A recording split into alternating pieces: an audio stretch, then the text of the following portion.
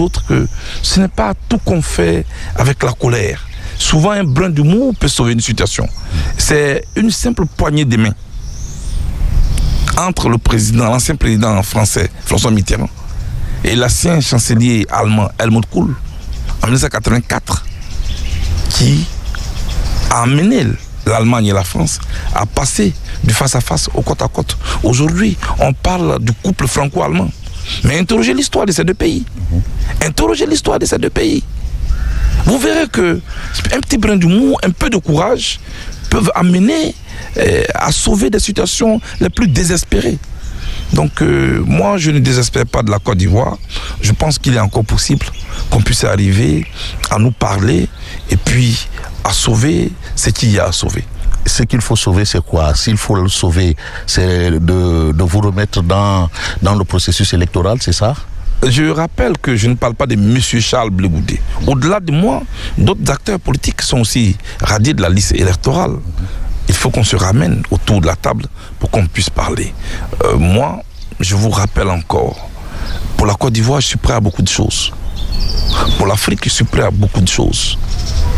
Mais j'ai des partisans qui aimeraient me voir faire la compétition. Si je vaux 1%, laissez-les et prouvez dans les urnes que c'est ce que je vaux.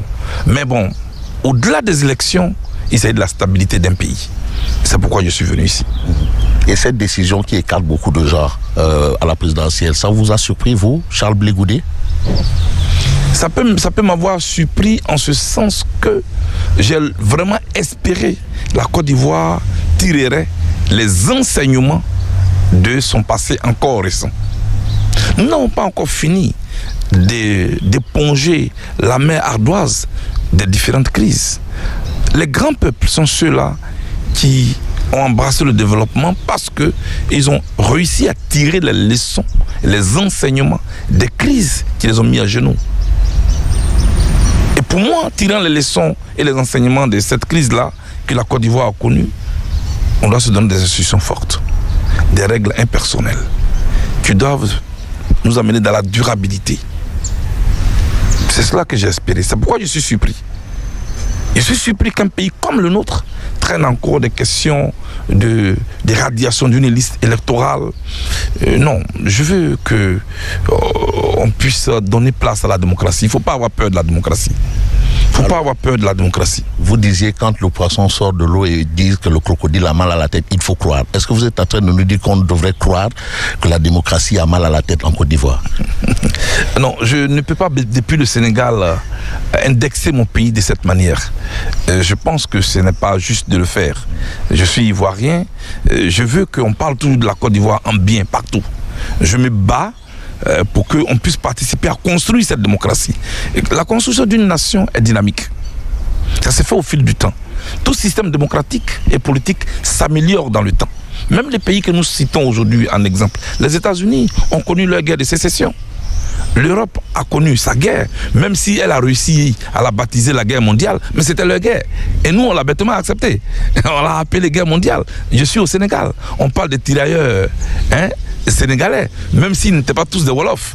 Mais c'était les Africains en général qu'on a nommés ainsi. Ce qu'il faut faire, c'est de croire dans les capacités de nos pays à accepter, à construire la démocratie. Il ne faut pas avoir peur de la démocratie. Il ne faut pas avoir peur de la paix. Il ne faut pas avoir peur de la paix parce qu'il y a des gens qui vivent des guerres. Et il y a ceux qui vivent la guerre. Ceux qui vivent la guerre cherchent des solutions pour construire durablement la paix. Ceux qui vivent de la guerre n'ont pas intérêt à ce qu'on s'asseye pour parler. Et moi, je veux qu'on s'asseye. Et qu'est-ce que vous attendez de cette institution que vous avez visitée aujourd'hui dans justement votre volonté de paix et de démocratie? Les Nations Unies sont une plateforme à la recherche de la paix. Il faut aller interroger l'histoire pour savoir à quel moment ils ont été créés. Donc, je suis venu pour les inviter à davantage jouer le rôle pour lequel ils ont été créés, c'est-à-dire faire la paix dans le monde. C'est tout, pas plus ni moins. Et vous pensez qu'ils vont réagir positivement en votre faveur, non? En faveur de ceux qui ont été exclus? Je ne demande pas à ce qu'ils réagissent en fonction ou en faveur de qui que ce soit. Je leur demande de nous aider à nous asseoir pour qu'on puisse se parler. Quand deux personnes se battent, on va chercher une troisième personne pour les faire asseoir. C'est de cela qu'il s'agit. Il ne faut pas faire comme le mouton qui, lorsque la fille du roi était au bord de la rivière, qu'on disait va chercher les humains pour qu'ils puissent se séparer. Il dit non, ça c'est entre eux humains, ça ne me concerne pas. Mais quand la fille du roi est décédée, quand ceux qui sont venus au funérailles devaient être nourris, c'est les moutons qu'on a tués. Voilà. Donc je suis là et je cherche la paix pour mon pays. Et je ne veux pas qu'on me considère comme un danger pour la Côte d'Ivoire. Je l'ai dit, de toute sa vie, le mouton a craint le loup. Mais vers la fin, c'est le berger qui l'a tué. Oui, mais est-ce que vous attendez peut-être la réaction des autorités sénégalaises? Pourquoi pas, non? Je suis à Dakar et je suis content d'y être. Je voulais donc profiter pour saluer le peuple sénégalais, qui est un peuple qui a réussi à se donner des institutions et dont l'opinion compte aujourd'hui. Chez vous, on fait des élections, plus tard à 19h, on a les résultats. C'est un bel exemple que je voulais saluer ici. On a eu peur à un moment donné, mais les institutions ayant joué leur rôle, le Sénégal est retombé comme un bon chat sur ses pieds. Deuxièmement, vous avez aujourd'hui à la tête de votre pays des autorités qui sont de ma génération. L'échec du président Diomaye Faye, l'échec du premier ministre Ousmane Sonko, ce sera l'échec de notre génération. À travers eux, là, nous avons l'occasion de prouver qu'on peut être jeune et gérer un État. Voilà l'enjeu qui se joue à partir du Sénégal. Et puis, vous me posez une question. Je suis radié de la liste électorale. Mais il y a un an, Ousmane Sonko était radié de la liste électorale. Aujourd'hui, c'est eux qui font la liste électorale. Il y a un an, des gens avaient encerclé sa maison. Mais est-ce qu'eux, ils savaient que la maison de celui qu'ils étaient en train d'encercler serait le premier ministre il y a quelques mois? Ceux qui sont allés arrêter en son temps M. Diomaye Faye, aujourd'hui président de la République, à son bureau, est-ce qu'ils savaient que celui qu'ils étaient en train de menotter était leur futur chef de l'État? Le premier d'aujourd'hui peut être le dernier de demain. Et vice-versa. Voilà la leçon que j'ai tout dédiée du Sénégal. C'est pourquoi je suis content d'être ici. Au-delà du représentant du secrétaire général de l'ONU que j'ai rencontré d'autres personnalités. Et puis bon, ça me permettra aussi d'apprendre. On peut aller à la chasse et puis profiter pour couper le roseau. Oui, mais quand le masque doit venir danser chez vous, vous n'avez pas besoin d'aller dans la rue, c'est ça? C'est cela. Oui. Quand le masque arrive chez vous, vous n'avez pas besoin d'aller dans la rue pour le rencontrer, il vient chez vous.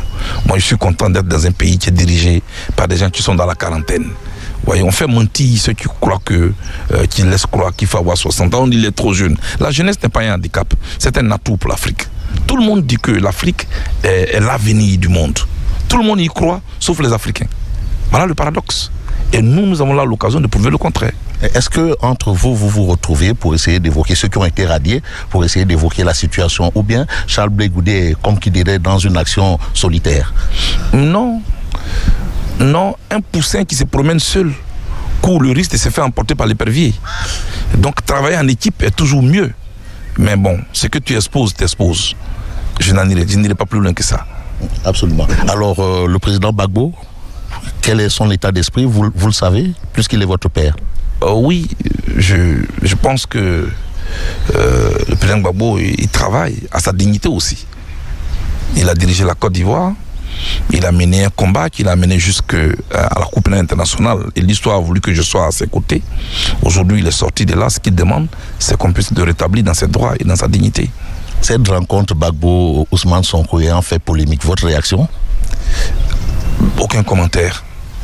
Aucun commentaire là-dessus. Je pense que c'était logique que le Premier ministre Sonko rencontre en tant que panafricain le président Gbagbo. Ça, c'est rien, ça.